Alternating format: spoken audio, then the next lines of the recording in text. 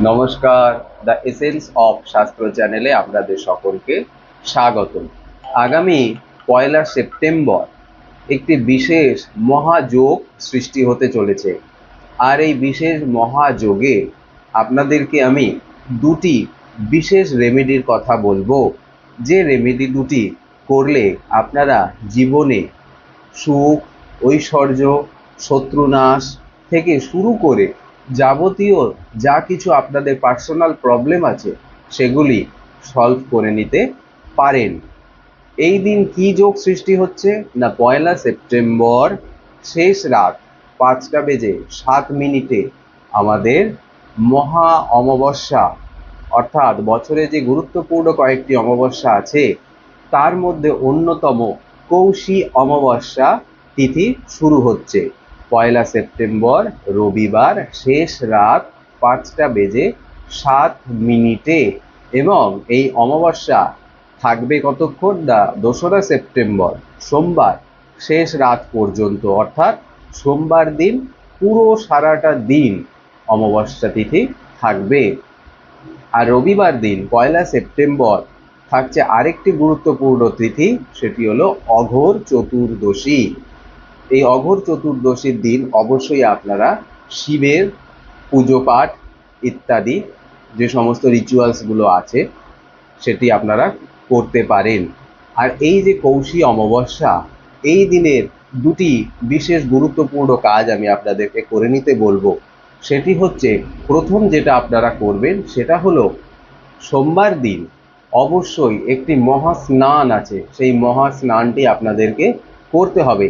এতে করে কি হবে না, আপনাদের যা কিছু নেগেটিভিটি আছে সেগুলো কেটে যাবে, অনেক সমস্যার সমাধান এই স্নানের মাধ্যমে হয়ে যাবে।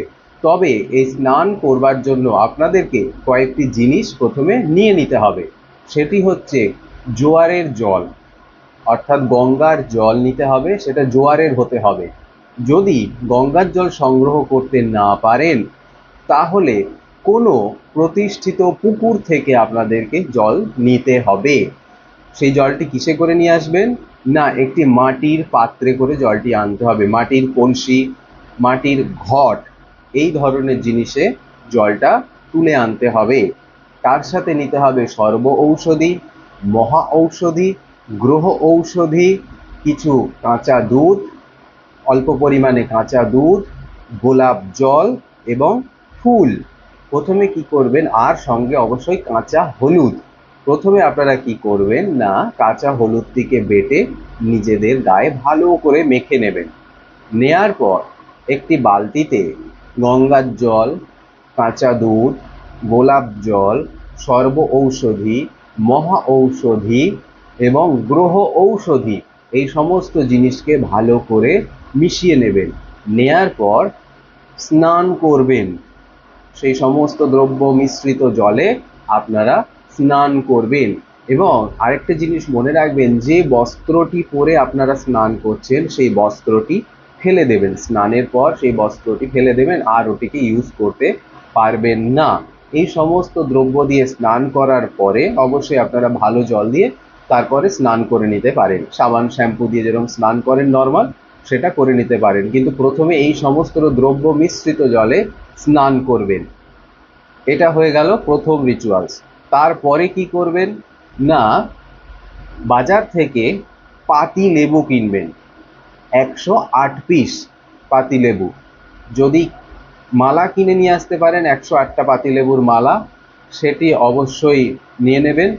আর যদি বাজার থেকে পাতি লেবু আলাদা কিনে আনেন তাহলে সেইগুলো দিয়ে একটি মালা গেঁথে নেবেন।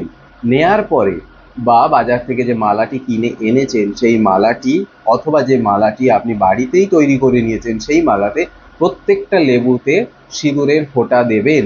দিয়ে সেটি নিয়ে আপনি চলে যাবেন কোনো কালী মন্দিরে। এই কাজটি করতে হবে সন্ধ্যাবেলায়, নিশীতে, সন্ধ্যার পর থেকে, যখন কালী পুজো শুরু হচ্ছে আপনারা আপনাদের সময় বুঝে যে কোনো মন্দিরে চলে যাবেন, গিয়ে এই মালাটিকে মায়ের গলায় পরিয়ে দেবেন। তার সাথে আপনারা যে সমস্যায় ভুগছেন, যে সমস্যায় আপনারা জর্জরিত হয়ে আছেন, সেই সমস্যার সমাধানের কথা অবশ্যই মায়ের কাছে প্রার্থনা করবেন। এই দিন অত্যন্ত শক্তিশালী একটি দিন, অত্যন্ত মহাযোগ, খুব শক্তিশালী এক মহাযোগের তৈরি হয়। এই দিন অবশ্যই আপনারা এই দুটি কাজ করুন, দেখবেন আপনাদের জীবনের সমস্যা অনেকখানি মিটে গিয়েছে। তার সাথে সাথে অবশ্যই মাকে কিছু ফুল, মালা, মিষ্টি এইরকম ধরনের কিছু নৈবেদ্য অবশ্যই মাকে দেবেন। ব্রাহ্মণকে অবশ্যই দক্ষিণা দেবেন। দান করলে দক্ষিণা অবশ্যই দিতে হয়, বিনা দক্ষিণায় দান সফল হয় না। তাই জন্য বলছি, এই দুটি রিচুয়ালস অবশ্যই এই দিন করুন। এই মহাযোগে এই দুটি রিচুয়ালসের মাধ্যমে বা এই দুটি রেমিডির মাধ্যমে আপনারা অবশ্যই দেখবেন আপনাদের জীবনের অনেক সমস্যার সমাধান করে ফেলেছেন। আজকে এই পর্যন্ত। ভিডিওটি যদি ভালো লাগে অবশ্যই চ্যানেলটিকে সাবস্ক্রাইব করবেন, ভিডিওটাকে একটি লাইক দেবেন এবং ভিডিওগুলোকে শেয়ার করবেন। নমস্কার।